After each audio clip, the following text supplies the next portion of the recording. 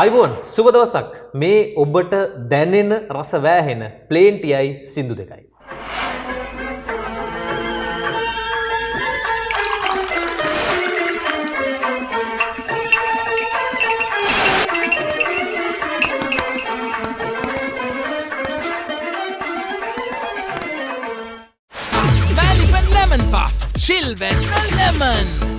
ඉතින් බොහොමත් ස්තුතියි මේ වැඩසටහන සම්බන්ධයෙන් ඔබ දක්වන ප්‍රතිචාරවලට යෝජනා චෝදනා මේ හැම දෙයකටම ස්තුතියි. මොකද මේ හැම දෙයින්ම මේ වැඩසටහනේ ප්‍රමිතිය ඉහළට නංවා ගන්න මට උපකාරී වෙනවා. ඉතින් සබ්ස්ක්‍රයිබ් කරපු ඒ වගේම නොකරපු බලන හැම දෙනාටම අනේක වාරයක් ස්තුතියි.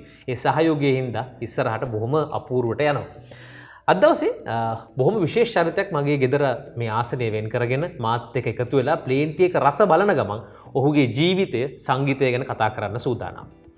ඔහු ගැන කතා කරද්දී වැඩි අටුවා ටික අවශ්‍ය නැහැ. අනිවාර්යයෙන්ම රූපය දැක්ක පමණින් හඬ ඇසූ පමණින් අඳුරන චරිතයක්. මෙහෙම කිව්වොත් එහෙම කණ්ඩායම් සංගීතය තුල දැන් ඉන්නේ මහාචාර්ය පදවිය තුල. ඒ ගානට ඇවිල්ලා තියෙන්නේ මොකද ඔහුට පුළුවන් ඕනෑම වෙලාවක තමන්ගේ සංගීත කණ්ඩායමේ හැඩය වෙනස් කරන්න. ඒ හැඩය වෙනස් කරලා ඒක සාර්ථක කරලා පෙන්වන්න පුළුවන් හැකියාවක් තියෙන කෙනෙක්. අපි එහෙම කියමු. අන්න ඒක තමයි මම හිතන්නේ ඔහුට සුදුසුම නිර්වචනය. මේ ඔබ කවුරුත් හඳුනන නලින් පෙරේරා මේරියන්ස් නලින්. ආයිබෝන්. අයිබෝන්. අය බොහොම ස්තුතියි. අද දවසේදී ඔයා ඉතින් අමුත් එක්ක නෙමෙයි අපේ ගෙදරට. එන යන කෙනෙක්. ගෙදර උදවියනේ. ගෙදර උදවිය, එන යන කට්ටිය, ඉන්න කට්ටිය. අපි දෙන්න මෙහෙම වාඩි වෙලා කතා කරන්න හේතුවක් නේ. නැත්නම් අපි වල්පල් දොඩවන්න අපි උන්ට හම්බ වෙනවා. හරි. නලින් අය. අපි කතාව මෙහෙම පටන් ගමු. දැන් මේ මේරියන් සංගීත කණ්ඩායම මුල් වකවානුව තුළ එලිමහන් ප්‍රසංග වේදිකාවේ අංක 1 සංගීත කණ්ඩායම දක්වාම අරන් එනවා. ඒක ආදායම අතින් ගත්තත් ඒක ලොකු තැනක් නේ. රටට පුරා ගමන් කරනවා, ජනප්‍රියතාවය තියෙනවා, ලක්ෂ සංඛ්‍යාත පිරිසක් හමු වෙනවා. හැබැයි එක පාට ඔබ තීරණයක් ගන්නව නෑ මේ හැඩය පොඩ්ඩක් වෙනස් කරලා අපි වෙන තැනකට එනවා කියලා. ඇවිල්ලා ඔබ එනවා සංගීතයෙන් වෙනම තැනකට. කොහොමද මේ තීරණය ගන්නේ? ඇයි මේ තීරණය ගත්තේ? ඒකට මම හිතන්නේ මේ මරණක දැන් මම නිකන් මේ සින්දු කියන කෙනෙක් විදිහට ලෝකෙ දැන් දැක්කට මම මියුසිෂියන් කෙනෙක්. මම තමයි මේරියන්ස් බෑන්ඩ් එකේ ෆස්ට් බේස් ගිටාරිස්ට්. එතකොට මියුසිකලි දැනෙන දේවල් ගොඩක් තියෙනවා මට. මම බෑන්ඩ් එක අනිත් අයව දාලා ප්ලේයින් පැත්ත අරගත්තට මේකේ අවසානයේදී අර කේක් එක අයිසින් කරලා ගත්තමනේ ලස්සන පෙනෙන්නේ.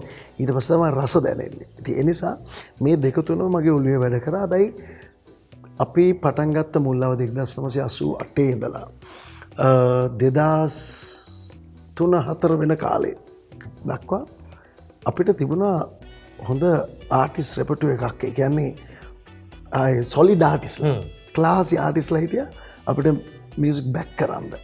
ඔගොල්ලොත් කැමැත්තෙන් කරා. කැමැත්තෙන් කියන්නේ හරිම රසවත්.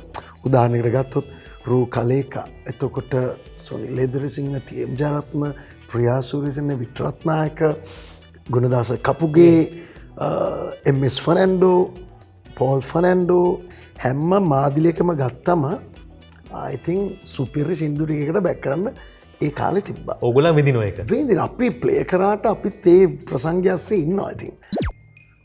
ඕක අරන් වරේ මේ ඇතුළට මාර කුරුල්ලු ටික අපි විදුරු වලට කොටනවා. ඔව් අපිත් එමය. හරි ගමු. අන්න පොඩි ප්ලේන් එකක් යන ගුවන් අනතුරක්. සද්ද එනවද? නෑ නේ. මෙන්න මේවා තාම වීඩියෝ කරන්න ඕන. ගුවන් අනතුරු වෙනවා, අද්ද වෙනවා. කුරුල්ලන්ගේ බාධක.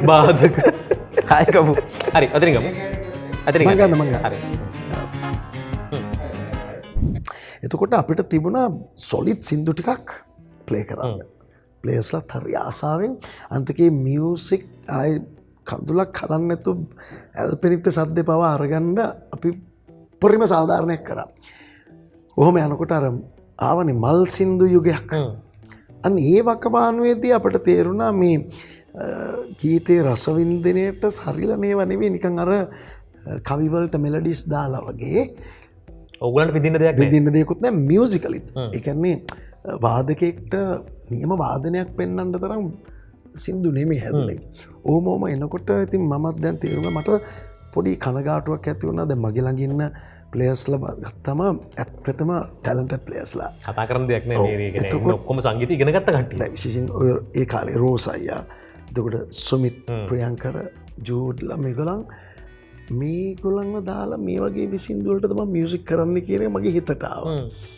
පස්සේ මම බෑන්ඩ් එකකට මං කිව්වා මේ විදියට ගියොත් අපිට මියසික් එපායන වැඩි කාලයක් යන්නේ අපට ශෝස් තියනවා ශෝස් දිගටම තිබ්බා වැඩි කාලයක් යන්නේ අපි වෙනස් වෙන්න ඕන දැන් වෙනස් වෙන්න ඕන කිව්වට කාටත් අදහසක් නැහැ ඊට පස්සේ මම යෝජනාවක් හැබැයි ඒ අතරතුරේ තවත් දේවල් සිද්ධ වුණා එල්ලිමහන් සංගීත ප්‍රසංග කලාවේ මම දැක්කා අර විනය කියන දේ හරිම පහළ තත්ත්වයකදී මේකට රීසන් එක අපි හැමදේටදී මිනිස්සුන්ට චෝදනා කරන්න තියෙනවා මම ඒකට මිනිස්සුන්ට චෝදනා කරනට වඩා රටේ හරියට නීතියක් නොතිබිච්ච එකේ පළ විපාකය තමයි අපි එදා අත්විඳින්නේ.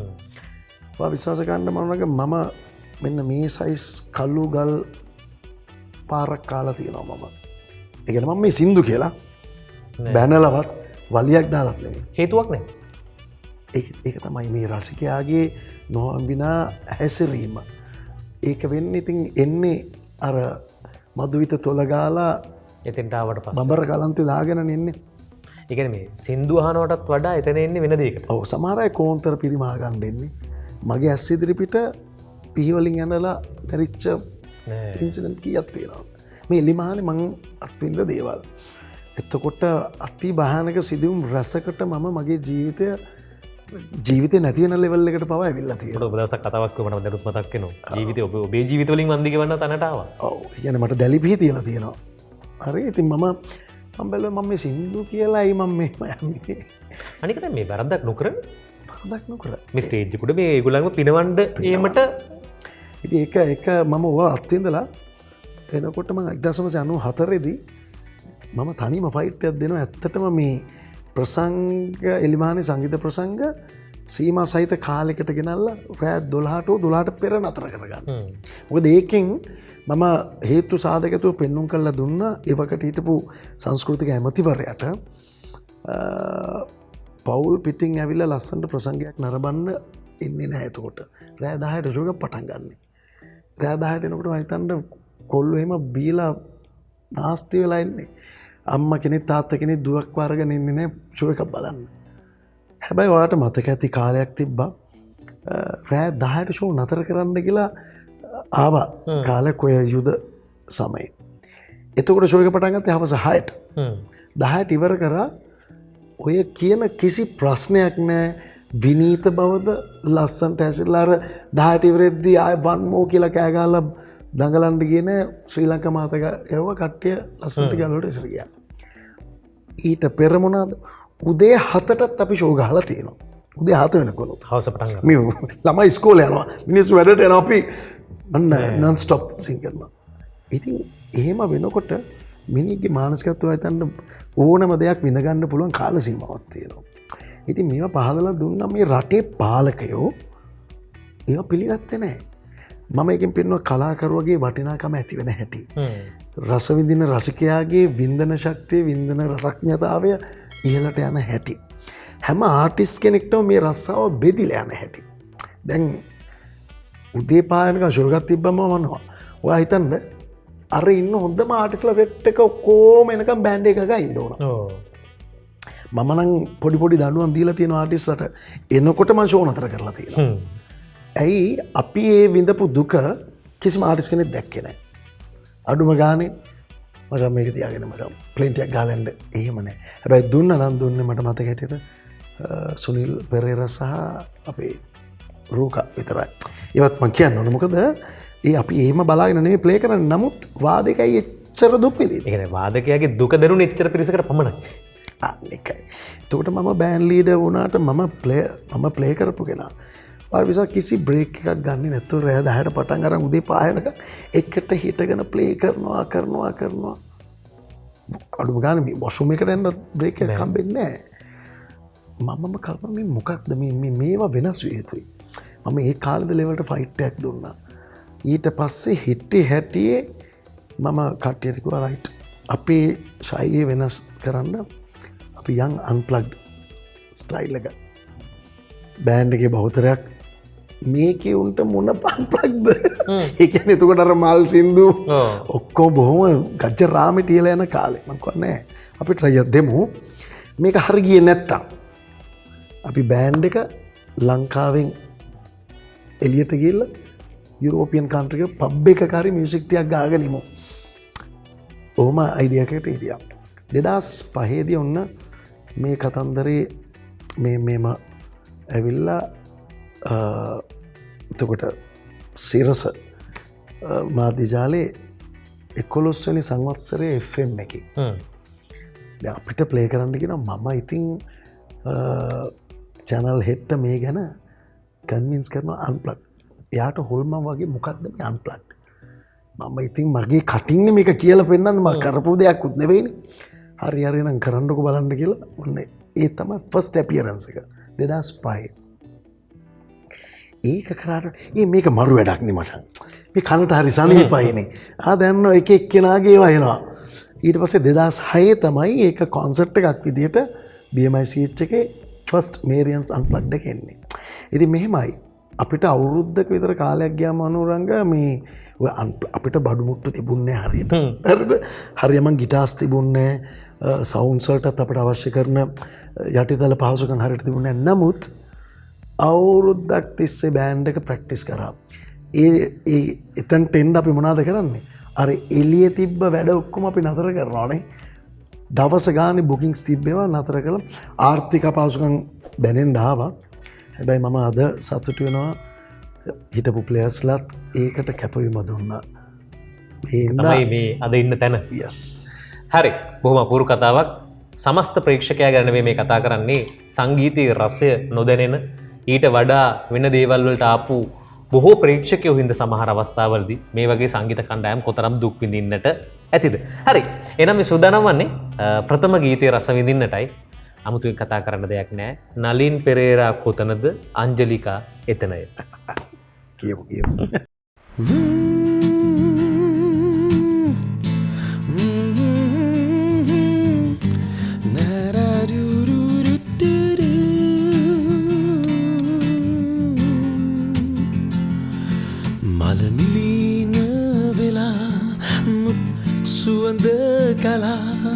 මගේ ලොවම වෙලා ඇත තවමත් අංජලිකා සඳ නැතද රැයේ නිල් සලු පිළියෙන් සුරංගනක විසින් තවමත් නොබ හිනහෙනවා අංජලිකා Angelica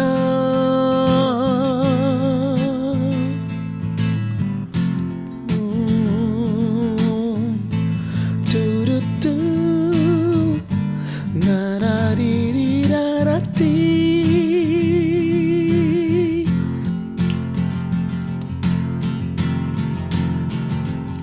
mata penena durin මට ඇහෙන සරින් තවමත් ඔබ සිටී බලා මද සිනහාමුවින් තවමත් මගේ අංජලිකා මට පෙනෙන දුරින් මට ඇහෙන සරින් තවමත් ඔබ සිටී බලා මද සිනහාමුවින් තවමත් මගේ අංජලිකා අංජලිකා අංජලිකා මලමිලීන වෙලා මුත් සුවඳ ගලා මගේ ලොවම වෙලා ඇත තවමත් අංජලිකා සඳ නැතද රැයේ නිල් සලු පිළියෙන් සුරංගනක වෙසින් තවමත් ඔබ හිනහෙනවා Angelica Angelica Angelica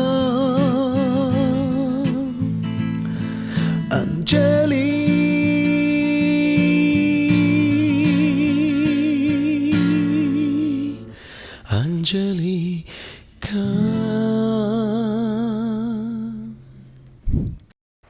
අංජලිකා නලින් පෙරරාව සෑහෙන්ඩ තැනකට උඩකට ගායකෙක් ලෙස ජනකාන්ත කරන්න උපකාර වුණු ගීතයක්. කවුදයි මේ ගීත නිර්මාණය කරේ? දවා හිතනද ඔය ගීතය මේ සින්දුවක් හැටියට ලියපු ගීතයක් කියලා. නෑ. මේකෙම සින්දුවකටම පසුබිම් කරන ලියපු එකක් නෙවෙයි. මේකේ කතාව ඇවිල්ලා වාට මතක ඇති ඉස්සර චිත්‍රකතා පත්තරයක් තිබ්බ හිතවත කියලා. හිතවත. ඕකේ චිත්‍රකතාවක් ගියා හිරු සඳුට හඬයි. එතකොට දැන් මමත් ඕවා කියවන කෙනෙක් නෙවෙයි. ඕකේ කතාව ඉන්නේ මේ කොල්ලා එයත් මියුසිෂන් කෙනෙක් කරාබුවක් කෙන දාගෙන ගෑනු ළමයා මැරිලා මෙයා සෙමට්‍රික ඉඳගෙන ගැලවට සින්දුවක් කියලා. ඒ තමයි ඔය අංජලිකා.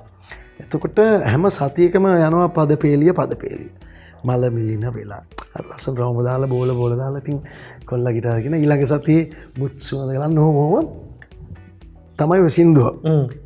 ඒකම චිත්‍රකතා පත්තරේ අර බුබුලු මැද්ද ගිය. ඊට පස්සේ හලාවත මගේ යාළුවෙක් හිටියා මේ මුස්ලිම් යාළුවෙක් රින්සා අපි සෙට් එකක් හිටියා ඔය එකට සෙට් වෙන මට කිව්වා මචං මරු පදවැල් ටිකක් තියෙනවා ඔබට ගෙනල්ලා දෙන්න. මම දැනගත්තා කොහොමටත් මේ සිංහල ෆුල් අප්සෙට් කොල්ලෙක් ජීවිතේට සින්දු ලියන එකක් නේ. මම ගෝ කොහෙන්ද උඩ? නෑ නෑ බලපංකොම එක. මේ වගේ දිග පටියක පදපෙළි 100ක් විතර ලියලා තිබ්බා දැන්. හැම පදපෙළෙම හරිම ලස්සනයි. ඒක මියුසිකලි එනවා කියලා තේරෙනවා. මම දැන් කියලා මම කිව්වා මේක කොහොමද මම සින්දුවක් හදන්නේ? නෑ නෑ බලපංකෝ කියලා මොන හරි කරන්න බලපං කියලා. මම ඉතින් ඕක මාසයක් කමාරත් තිස්සේ කියවලා කියන ගත්තා කොහොම හරි මට පදපෙළි සෙට් වුණාම කෝරස් එකයි වර්ස් එකයි විතරයි. රසස් දෙකක් නෑ. මේ සින්දුව ඒ තරමට කෙටි. හරිද?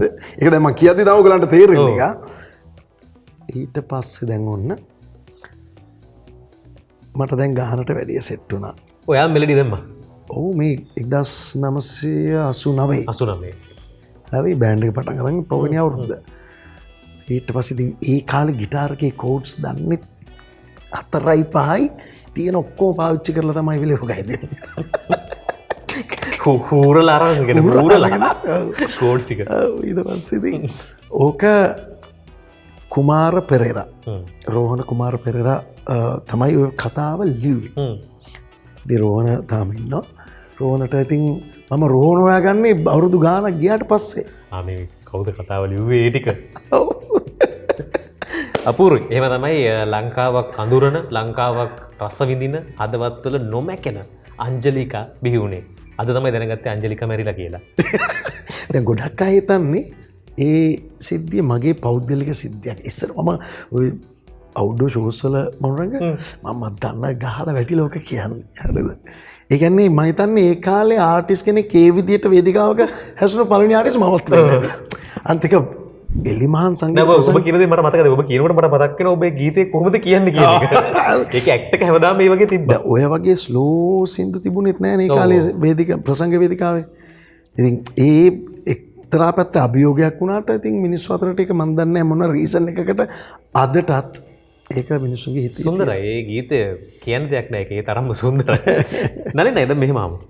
සංගීතයට එනකොට සංගීත කණ්ඩායම ඉන්නකොට හැමදාම රෝල් මොඩල් එකක් ඉන්නවා. නැත්නම් පූර්වාදර්ශී චරිතයක් ඉන්නවා. ඔබ ඒක තමයි ගොඩක් වෙලාවට ඔලුවට ගන්නෙ. සුනිල් පෙරේරා කියන්නේ ඔබේ පැත්තෙන් ගත්තොත් එහෙම කණ්ඩායම සංගීතය ඔබට එහෙමද කෙනෙක්. අපි ඒකට කතා කරමු. සුනිල් අය නිසා තමයි මට මියුසික් කරන්න ආස හිතෙන්නේ. ඒ කියන්නේ මම පුංචි කාලේ මේගොල්ලෝ එනවා හලාවත ෂෝ එකක් තියන්න කුරුමිට්ටෝ ආපු කාලේ. වේදිකාවයි ලයිට් සිස්ටම්ස්යි කුරුමිට්ටොයි ඔක්කොම දැකලා නිකන් මාව පිස්සු වැටිලා. ඉතින් ජිප්සිස් ඒ කාලේ ඉඳන්ම ඒගොල්ලන් ඒ අනන්‍යතාවය ඇති කරානේ. ඒක තමයි සුනිල් අයියාගේ අදටත් තියෙන දේ. එයා ඒක බස්ස ගත්තේ නැහැ. ඉතින් මට යාව දැක්කම යා එන්ටර්ටේන් කරපු විදිය දැක්කම එතකොට මං 8 වෙනි පන්තිය වගේ මට මතක කාලේ. මම ස්ටේජ් එකේ ඉස්සරහා ඉඳන් ෂෝ එක වෙනකම් බැලුවේ. මම එදා හිතුවා කවදාරි දවසක මේ වගේ පොරක් වෙනවා මම. ඔය සිතුවිල්ල එන්න යා තමයි මට හේතු පාදක වුණේ. ඉතින් අද වෙනකොට මනෝරංග සුනිල් අයියා මගේ සහෝදරෙක් හා සමානයි. ඒ කියන්නේ සංගීත කණ්ඩායමට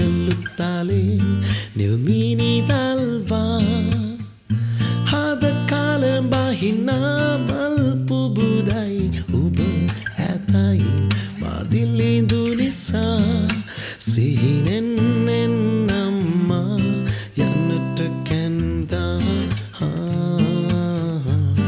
යන්නට කැන්දා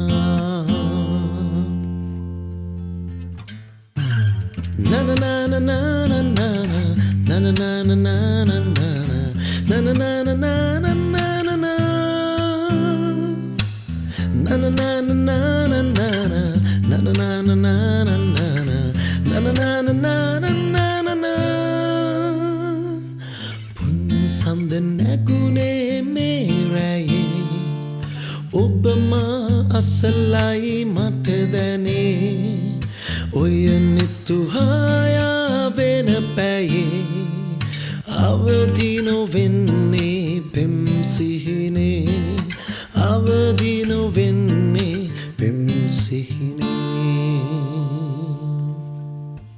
සඳලු තාලේ නිල්මීනි දල්වා හද කාල බහිනා මල් පුබුදයි ඔබ ඇතයි මදිලිඳු නිසා සිහිනෙන් එන්නම්මා යන්නට කැන්දා යන්නට කැන්දා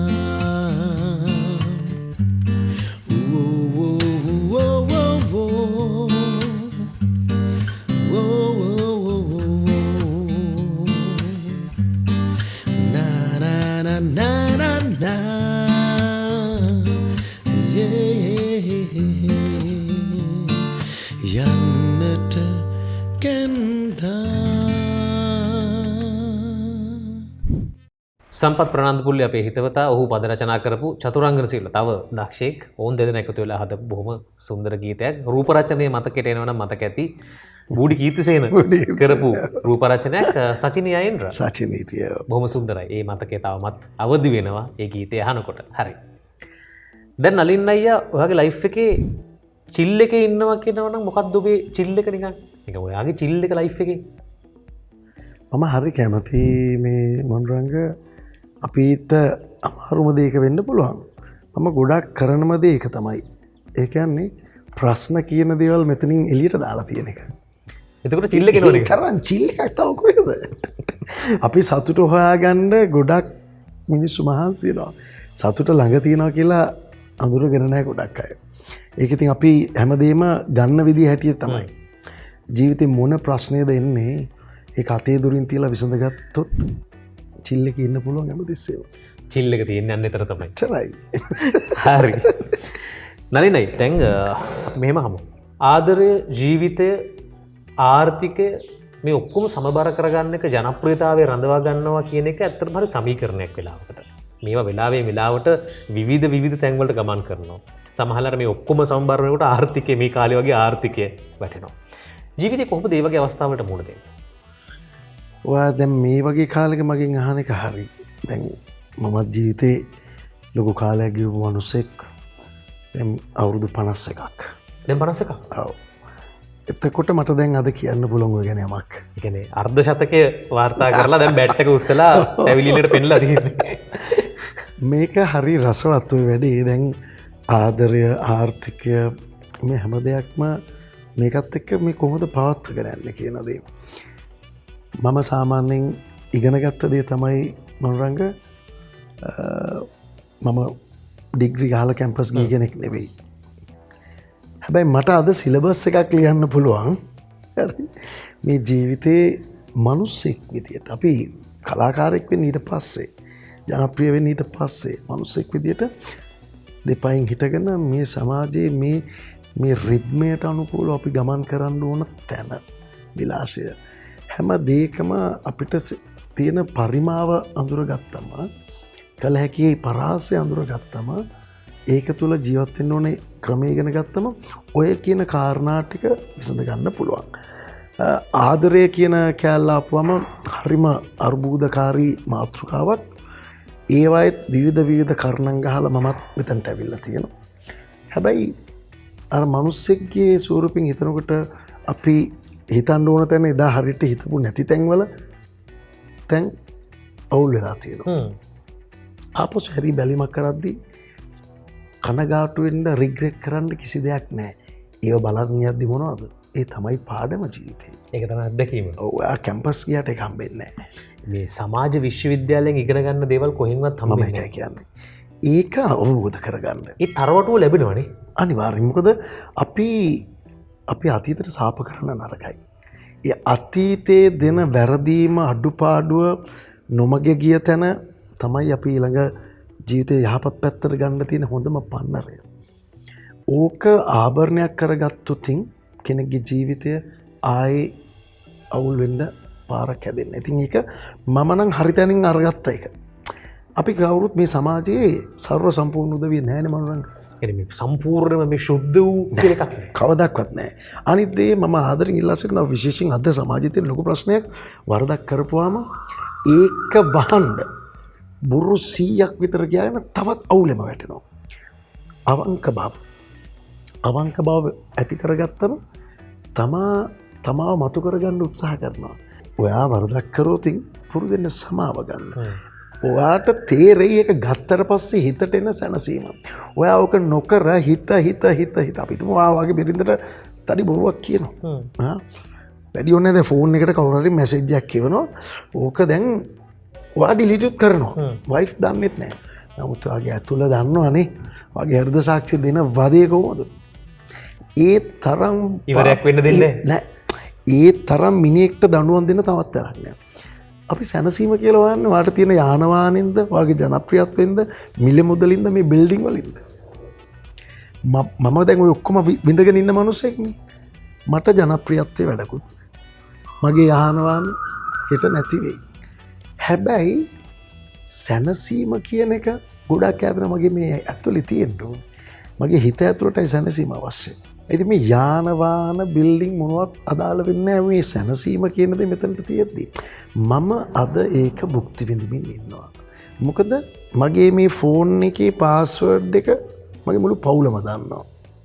සංගවන්න දෙයක් නෑ. මේක මම විශේෂයෙන් කියන්නේ අද ගොඩක් බොහොම ලස්සන දරු පවුල් විනාශ වෙන පළවෙනි එක මේක.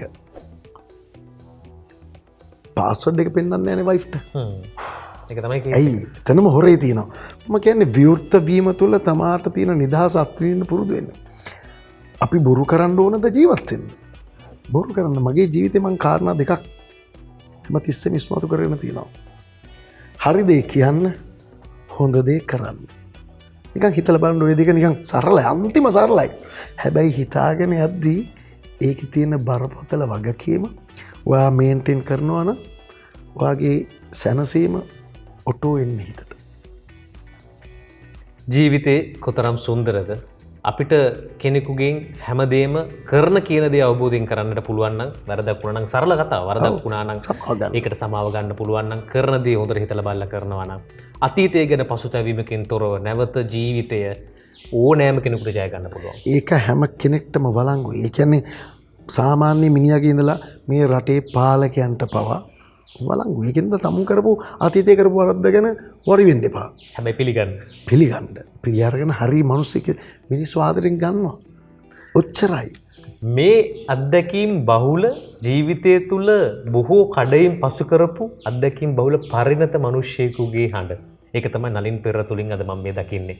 ඒ වේදිකාව තුල දැකපු ඒ කඩවසම් සෙනෙහවන්තයා නැත්තම් මේ දඩබ්බර හිතුවක්කාර සංගීතවේදියා අද වෙනකොට ජීවිතය තුළ කොතරම් පරිණත වෙලාද කාලය ගෙවිලා. ඒක පොතේ පතේ ලියලා නැහැ මනුරංග. ඒ ඔබ නැමැති ආදරණීය ප්‍රේක්ෂකයා තුලින් උකහාගත්ත සමාජ පන්නරය තමයි අද මේ විදින්නේ. ඉතින් නලින් අයියට බොහොම ස්තුතියි. හැමදාමත් මේ සංගීතයේ සුන්දර ආදරවන්තයා නලින් පෙරේරා අද දවසෙත් මේ විදිහට ඔහුගේ ජීවිතය අත්දැකීම් අපි සමග බෙදා හදාගත්තා. ඒ වගේම සුන්දර ගීත ත්‍රිත්වයක් අප සමග බෙදා ගන්නවා. තව එකක් අහන්නත් තියෙනවා. ඉතින් මේ හැම දෙයත් එක්කම සුබ පතනවා මේරියස් හිතන විදිහට ඔය ඉන්න සතුටෙන් ඔය සංගීත කණ්ඩායමේ තියෙන එකතුවෙන් දිගටම යන්න ලංකාවේ සංගීත අඹර තුල අමරණීය නාමයක් මේරියස්ලාගේ තියෙන තැන හැමදාමත් එහෙමයි. නලින් පෙරේරා අපේ හදවත් තුළ ජීවත් වෙන සුන්දර මිනිසෙක්. ඉතින් ඔහුට සුබ පතනවා හැමදේම සාර්ථක වෙන්න කියලා. බොහොම ස්තුතියි. මේ මුතු පින්න විඳගෙන අද දවසේ වැඩසටහන අවසන් කරනවා. ඉතින් එකතු වන්න මේ ප්ලේන් TI සින්දු දෙකයි පුළුවන් නම් හැකියාවක් තිබුණොත් subscribe කරන්න. ෂෙයා කරන්න, මේ වැඩසටහනත් බලන්න, කමෙන්ට් කරන්න, චෝදනා යෝජනා ඉදිරිපත් කරන්න. ඒ හැමදේම හදවත ඇරලා පපුවෙන් බාර ගන්නවා. අයිබෝවන්.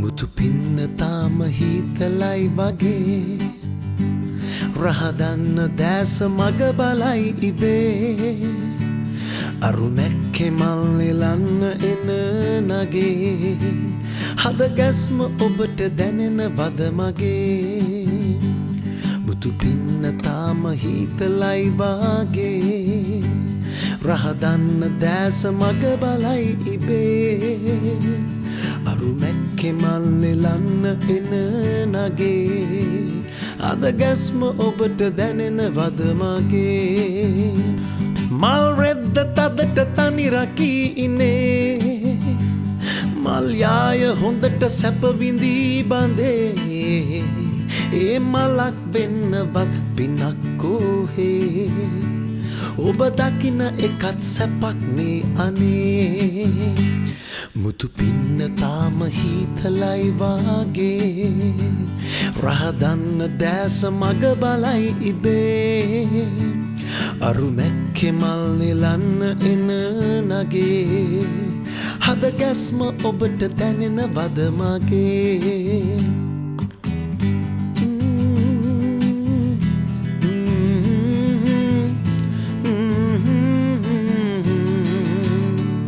මා දැක්කම ඉඟ නටන දර්ශනේ මට බලා ඉන්න ලෝබයි කෙල්ලේ හොර බැල්මේ බහට පිරුණු හිත මගේ නගා බලාගන්න මම නෑ දන්නේ මුතු පින්න තාම හිතලයි වාගේ රහදන්න දැස මග බලයි ඉබේ අරුමැක්කෙ මල් නෙලන්න එන නගේ අද ගැස්ම ඔබට දැනෙන වද මගේ මුතු පින්න තාම හිතලයි වගේ රහදන්න දැස මග බලයි ඉබේ අරුමැක්කෙ මල් නෙලන්න එන නගේ අද ගැස්ම ඔබට දැනෙන වද මගේ නගා බලාගන්න මම නෑ දන්නේ හද ගැස්ම ඔබට දැනෙන වද මගේ